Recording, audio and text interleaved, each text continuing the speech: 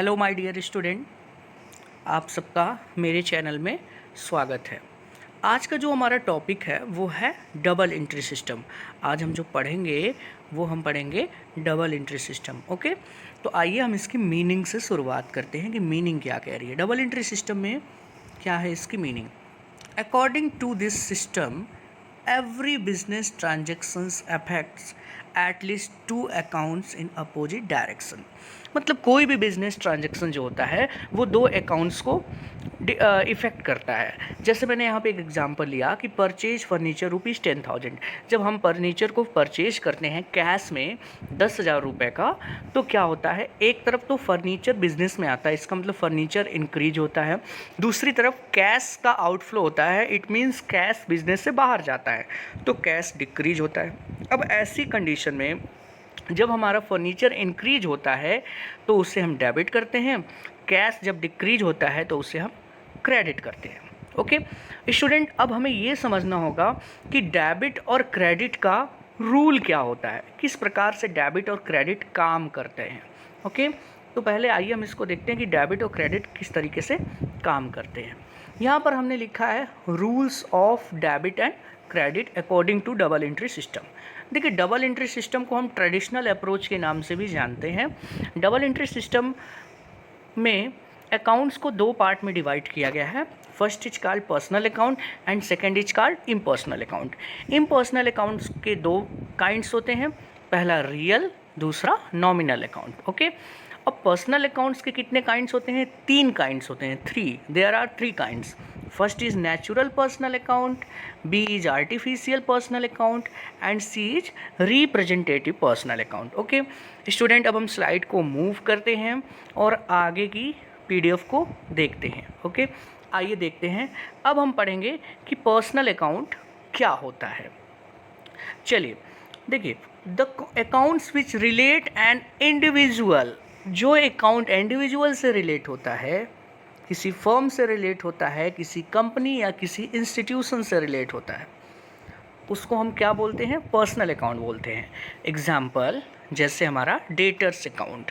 Debtors मतलब एक individual व्यक्ति या इंडिविजुअल पर्सन या इंडिविजुअल बॉडी से रिलेटेड है।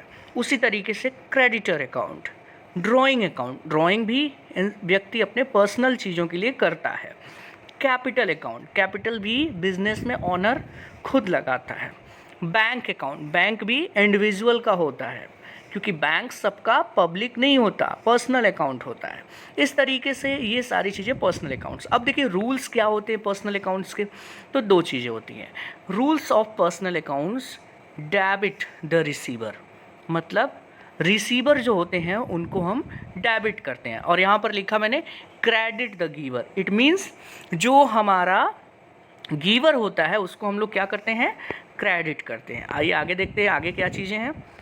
आगे की चीज़ों को ध्यान में रखते हुए यहाँ पर देखिए, अब पर्सनल अकाउंट्स के तीन कैटेगरी बनाए गए हैं। अब ये थ्री कैटेगरीज को हम पढ़ेंगे। First is natural personal account. Okay, natural personal account का मतलब ह्यूमन बीइंग से है। नेचुरल पर्सनल अकाउंट्स का रिलेट किससे है? ह्यूमन बीइंग से है। इट मीन्स ह्यूमन बीइंग से रिलेटेड जो भी चीज़ें होती हैं वो नेचुरल पर्सनल अकाउंट्स में दिखाई जाती हैं, like that debit account, debtors account, creditors account, capital account, drawing account. Okay, then second हमारा है artificial personal account. Artificial personal account किससे रिलेट होती हैं?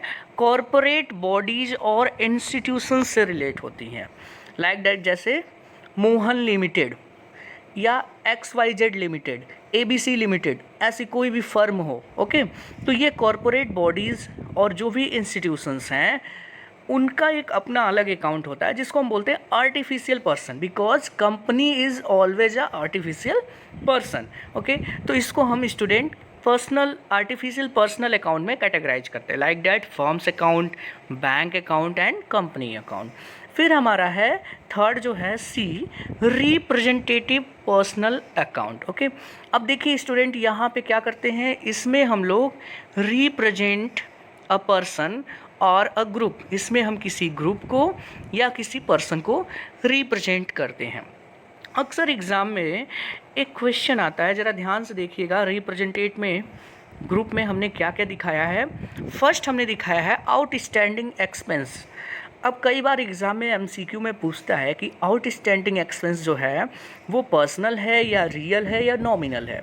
तो इसका जो सही जवाब है कि आउटस्टैंडिंग पर्सनल अकाउंट है। और पर्सनल में कौन सी कैटेगरी का है?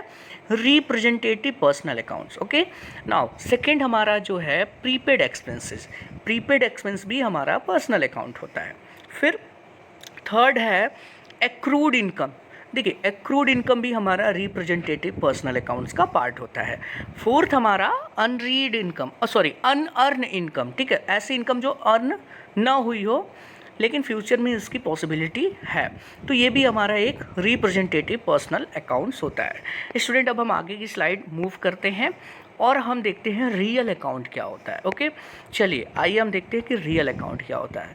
देखिए, रियल अकाउंट की डेफिनेशन दी गई है, accounts which relate to tangible और intangible assets of the firm excluding debtors. Debtors को छोड़ के, ओके, जो भी चीज़ें टैंजिबल हो और इंटेंजिबल। इंटेंजिबल मीन्स जो चीज़ें दिखाई नहीं देती हों, जैसे पेटेंट हुआ, कॉपीराइट हुई, गुडविल हुई, that is called intangible assets. ठीक है, तो यहाँ पे ये सभी रियल अकाउंट्स में आते हैं।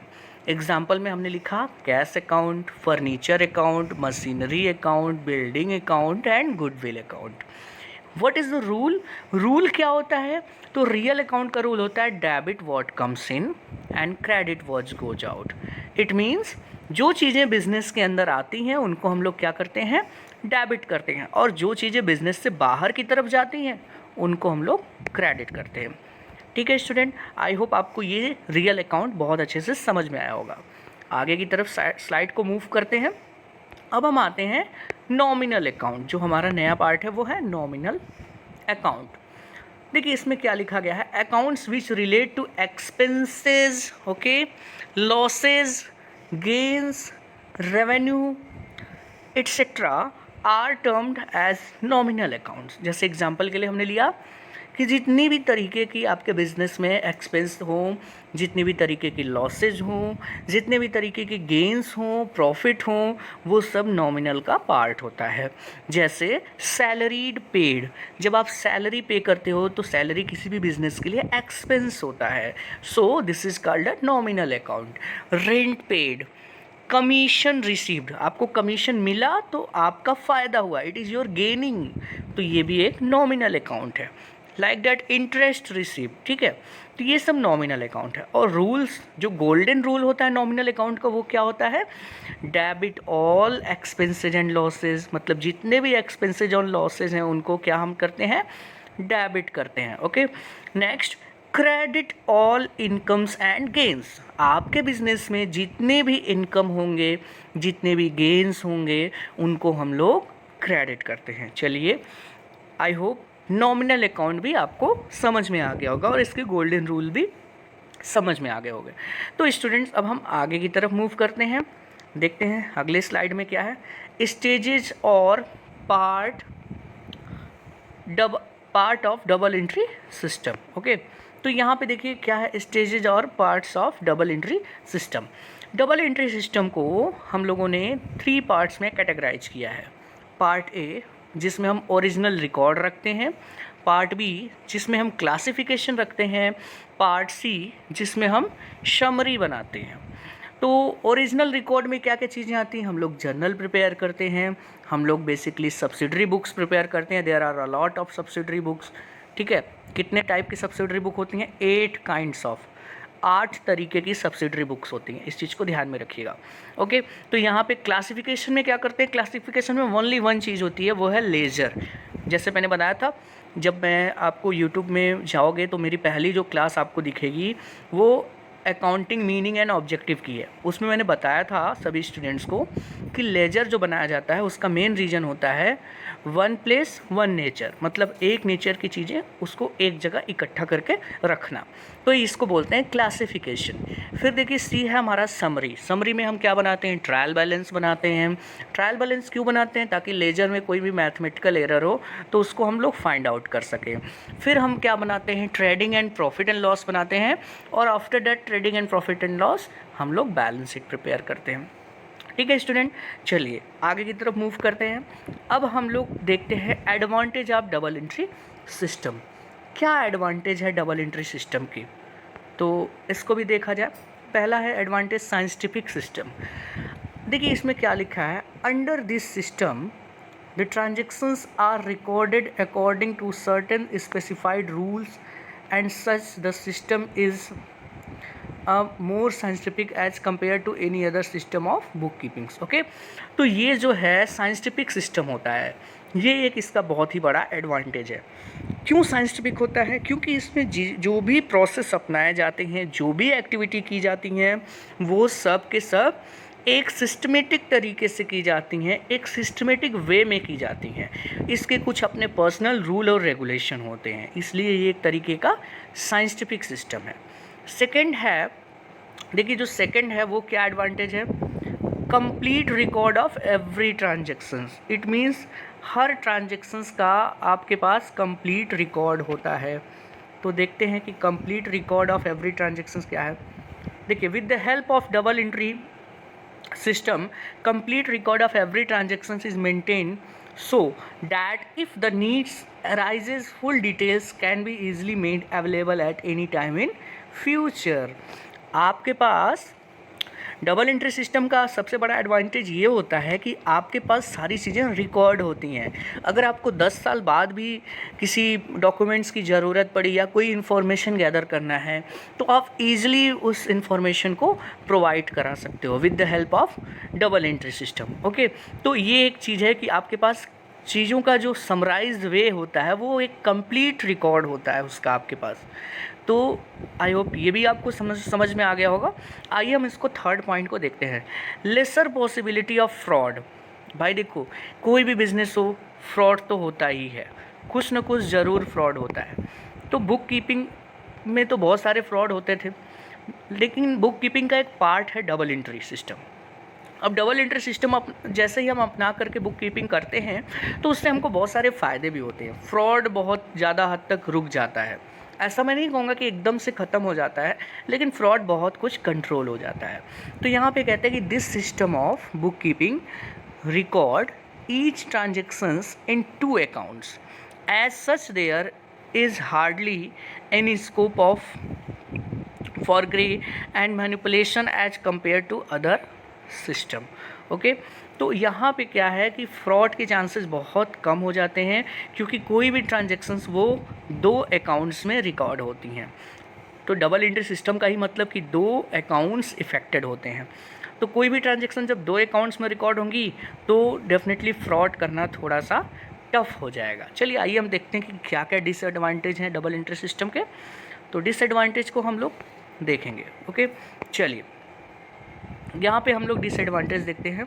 सबसे पहला जो डिसएडवांटेज यहाँ पे दिखाया गया है वो a number of books are to be kept under this system as such the system is quite expensive. ये बहुत ही एक्सपेंसिव होता है, इसलिए ये सिस्टम के मतलब कि ये जो बहुत एक्सपेंसिव होता है, इसमें जो है नंबर ऑफ़ बुक्स बहुत ज़्यादा मेंटेन किए जाते हैं। ये एक बहुत बड़ी डिसएडवांटेज है। दूसरा क्या है disadvantage, it is difficult to apply the rules of debit and credit. Proper education, practical knowledge and training is required in order to have command double entry system.